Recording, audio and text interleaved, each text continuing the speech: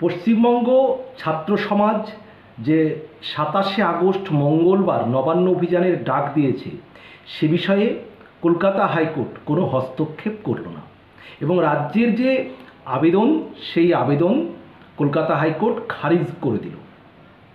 অর্থাৎ নবান্ন অভিযানে আর কোনো বাধা রইল না, যেটা পশ্চিমবঙ্গ ছাত্র সমাজের ব্যানারে ডাকা হয়েছে এবং এই আন্দোলনের ডাক দেওয়া হয়েছে সোশ্যাল মিডিয়ার মাধ্যমে। স্বাভাবিকভাবেই রাজ্য সরকারের আবেদন ছিল হাইকোর্টের কাছে যে পুলিশের অনুমতি না নিয়ে সোশ্যাল মিডিয়ায় এ ধরনের একটি অভিযান অর্থাৎ কর্মসূচির ডাক দেওয়া হয়েছে নবান্ন অভিযান। সেই নবান্ন অভিযানে পুলিশের কোনো অনুমতি নেই। এখানে শান্তি শৃঙ্খলা নষ্ট হতে পারে, শান্তি শৃঙ্খলা ভঙ্গ হতে পারে, অশান্তি হতে পারে। তাই এই কর্মসূচির উপরে একটা হাইকোর্ট যেন কোনো নির্দেশ দেয়, সেটা বন্ধের হোক বা কোনো একটা নির্দেশ দেয়। কিন্তু কলকাতা হাইকোর্টে হরিশ ট্যান্ডনের ডিভিশন বেঞ্চ, বিচারপতি হরিশ ট্যান্ডন ও বিচারপতি হিরণময় ভট্টাচার্যের ডিভিশন বেঞ্চ জানিয়ে দিল শুক্রবার 23শে আগস্ট তারা জানিয়ে দিলেন যে ছাত্র সমাজ যে আন্দোলনের ডাক দিয়েছে নবান্ন অভিযান তাতে তারা কোনো হস্তক্ষেপ করবে না। অর্থাৎ শান্তিপূর্ণ যে আন্দোলন সেই আন্দোলনে কলকাতা হাইকোর্ট কোনোরূপ হস্তক্ষেপ করতে চায়নি। অর্থাৎ রাজ্য সরকারের যে আবেদন ছিল সেই আবেদন কলকাতা হাইকোর্ট খারিজ করে দিল। এখন রাজ্য সরকার যেটা ভয় পাচ্ছে যে সেদিন অশান্তি হতে পারে, সেদিন হয়তো বিশৃঙ্খলা হতে পারে, একটা ভয় পাওয়ারই কথা, রাজ্য সরকারের দিক থেকে ভয় পাওয়ারই কথা। কারণ পশ্চিমবঙ্গ ছাত্র সমাজ যে দাবিটা তুলেছে তারা সোশ্যাল মিডিয়ায় যে আগামী 26শে আগস্ট সোমবারের মধ্যে পশ্চিমবঙ্গের মুখ্যমন্ত্রী যদি পদত্যাগ না করেন তাহলে 27শে আগস্ট তারা নবান্ন অভিযান করবে। স্বাভাবিকভাবেই দাবিটা কি বোঝাই যাচ্ছে, আরজি করের কাণ্ডের যেমন ন্যায় বিচার সুবিচার তারা চাইবেন, জাস্টিস চাইবেন, তেমনই এ দাবিটাও তাদের থাকছে যে মুখ্যমন্ত্রীর পদত্যাগ। তাহলে 27শে আগস্ট মঙ্গলবার যে নবান্ন অভিযান হবে, যে কর্মসূচি হবে, সেটা দাঁড়াবে কিসের উপর ভিত্তি করে? পশ্চিমবঙ্গের মুখ্যমন্ত্রীর পদত্যাগ দাবি করছেন তারা। এবং এই ব্যাপারে কলকাতা হাইকোর্টে এই ব্যাপারটি ওঠার আগেই 22শে আগস্ট বৃহস্পতিবার সুপ্রিম কোর্টেও রাজ্যের বর্ষিয়ান আইনজীবী রাজ্যের তরফ থেকে কপিল সিব্বাল মহাশয় তিনিও কিন্তু সুপ্রিম কোর্টের নজরে এই বিষয়টি এনেছিলেন যে পুলিশের অনুমতি ছাড়া নবান্ন অভিযানের ডাক দেওয়া হয়েছে সোশ্যাল মিডিয়ায় 27শে আগস্ট। কিন্তু সেখানে কলকাতা হাইকোর্ট সুপ্রিম কোর্টের প্রধান বিচারপতি যে বেঞ্চ, সে বেঞ্চও কিন্তু এই বিষয়টিতে হস্তক্ষেপ করতে চায়নি। সুপ্রিম কোর্টের প্রধান বিচারপতি DY চন্দ্রচূড় পরিষ্কার জানিয়ে দিয়েছেন যে শান্তিপূর্ণ প্রতিবাদকে কোনোভাবেই আটকানো যাবে না। প্রতিবাদীদের বিরুদ্ধে শান্তিপূর্ণ প্রতিবাদ করলে সেই প্রতিবাদীদের বিরুদ্ধেও কোনো ব্যবস্থাও নেওয়া যাবে না। এই অবস্থায় রাজ্য সরকারের শেষ ভরসা ছিল হাইকোর্ট, যে হাইকোর্ট যদি কোনো নির্দেশ দেয় বা এই যে পুলিশের অনুমতি ছাড়া যে কর্মসূচি নবান্ন অভিযানে সেটা যদি বন্ধ করার নির্দেশ দেয়। কিন্তু সেরকম কিছুই ঘটল না। শুক্রবার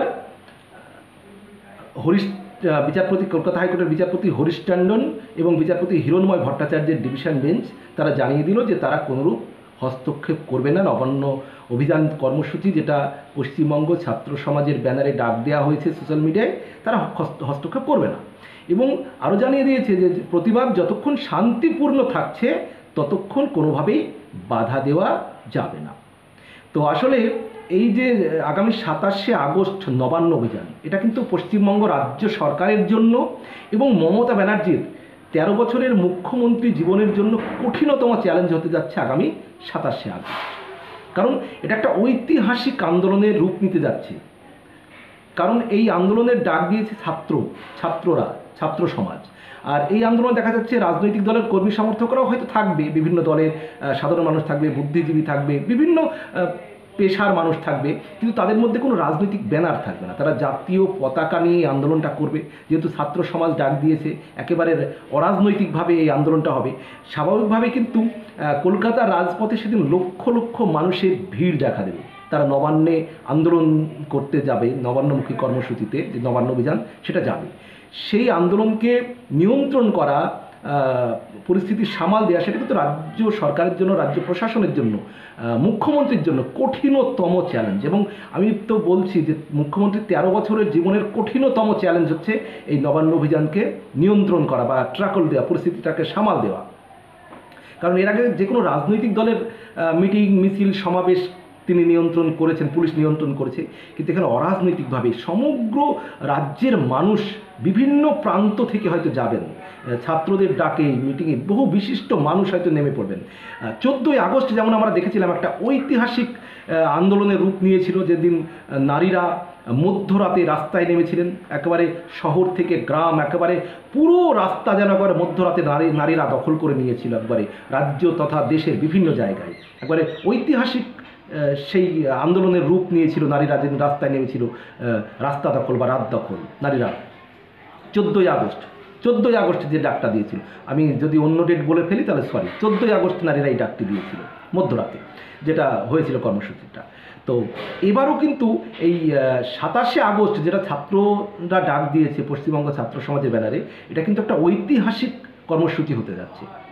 কারণ রাজনৈতিক রং ছাড়া একেবারে অরাজনৈতিকভাবে এই আন্দোলন কিন্তু একেবারে নবান্নমুখী হয়ে যাবে, একেবারে আশ্রয়ে পড়বে। হয়তো বিজেপির সমর্থক, সিপিএমের সমর্থক, কংগ্রেস সমর্থক, সব দলের সমর্থকরা হয়তো থাকবে, কিন্তু কোনো রাজনৈতিক রং থাকবে না, কোনো রং থাকবে না। একেবারে ছাত্ররা জাতীয় পতাকা নিয়ে থাকবেন, আর সাধারণ মানুষ যারা থাকবেন তারাও সেখানে জাতীয় পতাকা নিয়ে তারা যাবেন।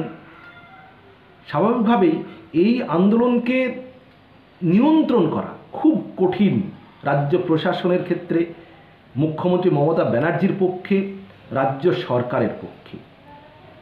এবং আবারও বলছি, না কলকাতা হাইকোর্টের ব্যাপারে কোনো হস্তক্ষেপ করেছে, না সুপ্রিম কোর্ট এ ব্যাপারে কোনো হস্তক্ষেপ করেছে। স্বাভাবিকভাবেই পশ্চিমবঙ্গ ছাত্র সমাজের ডাকে যে নবান্ন অভিযান, সেই নবান্ন অভিযানে আর কোনো বাধা রইল না। পশ্চিমবঙ্গ ছাত্র সমাজ তারা যে ডাক দিয়েছে নবান্ন অভিযান, আমরা দেখব এখন আগামী 27শে আগস্ট নবান্ন অভিযান কতটা সফল হচ্ছে। ইতিমধ্যে আমরা জানতে পারছি বেশ কিছু ইউটিউবার তারা আগেই বলে দিয়েছে তারাও এই অভিযানে থাকবে। তাহলে বেশ অনেক বিশিষ্ট মানুষ থাকবে, সাধারণ মানুষ থাকবে, অর্থাৎ লক্ষ লক্ষ মানুষ কিন্তু সেদিন এই নবান্ন অভিযানের কর্মসূচিতে দেখা যাবে। সেটাই এখন দেখার, এই আন্দোলনকে কিভাবে মমতা ব্যানার্জি এবং তার প্রশাসন কিভাবে পরিস্থিতি সামাল দেয়। আমরা সে বিষয় নিয়ে অবশ্যই আসব, পরবর্তীতে আলোচনা করব। ভালো থাকবেন, সুস্থ থাকবেন, আর আপনারা আপনাদের মতামত অবশ্যই কমেন্ট বক্সে জানাবেন। ধন্যবাদ, সবার জন্য অনেক অনেক শুভকামনা।